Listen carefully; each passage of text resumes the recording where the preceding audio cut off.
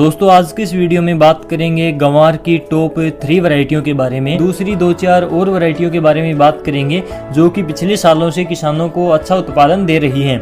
और इसके साथ ही गंवार में कौन सी खाद का प्रयोग करना चाहिए और या फिर नहीं करना चाहिए, इसके बारे में भी थोड़ी बात करेंगे। तो वीडियो को लास्ट तक अवश्य देखें। दोस्तों ये जो अलग अलग फसलों की अच्छी से अच्छी वैरायटियां हम आपको बता रहे हैं, ये सभी वैरायटियां किसानों के एक्सपीरियंस के आधार पर ही हम आपको बताते हैं। यानी कि किसान भाइयों ने पिछले साल इनको लगाया हुआ है, उनसे हम फेसबुक और व्हाट्सएप ग्रुप के माध्यम से पूछते रहते हैं कि पिछली बार जो वैरायटियां उन्होंने लगाई थी उनका उत्पादन कितना रहा और कौन सी वैरायटी का कितना उत्पादन ज़्यादा से ज़्यादा रहा और कम से कम रहा।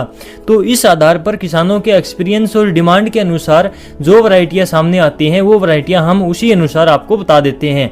तो इस प्रकार से किसानों के एक्सपीरियंस के आधार पर जो आप वैरायटियां लगाते हैं तो आपको नुकसान उठाना नहीं पड़ता, क्योंकि ये वैरायटियां पहले से ही जांची परखी जा चुकी होती हैं। तो इस बात का आप अवश्य ध्यान रखें। दोस्तों जो वैरायटियां बाजार में नई आती हैं तो उनका उपयोग करने की कोशिश आप कम से कम करें, क्योंकि उनमें रिस्क रहता है, क्योंकि उनके बारे में हमें पहले से मालूम नहीं होता और उनमें नुकसान होने की संभावनाएं ज़्यादा रहती हैं।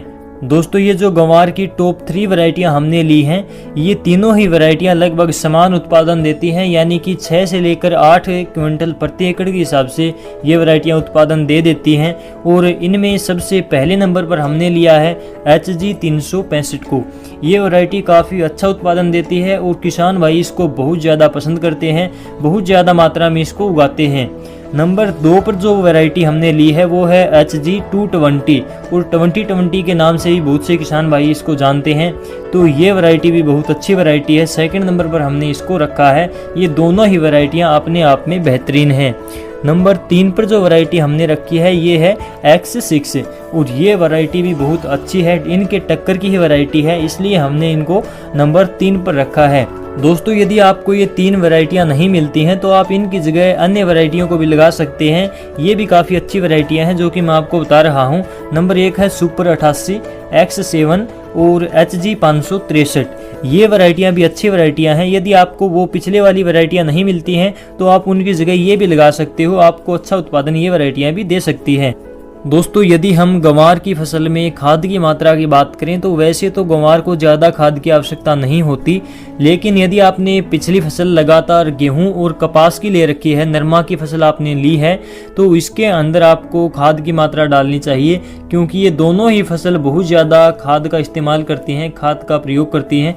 इसलिए आपकी मिट्टी में खाद की कमी हो जाती है, इसलिए आपको इसके अंदर खाद डालने की आवश्यकता पड़ती है।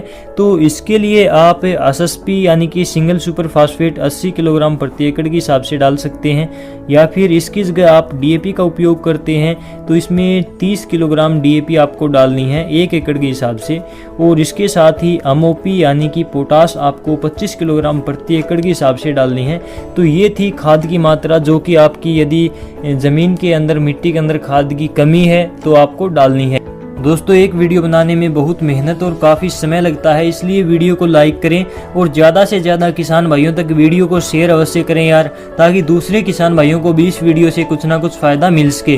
और यदि आप खेत किसान से जुड़ी सभी प्रकार की जानकारी से लगातार अपडेट रहना चाहते हैं, YouTube चैनल को अभी सब्सक्राइब कर लें ताकि आने वाली हमारी नई वीडियो आपसे मिस ना हो।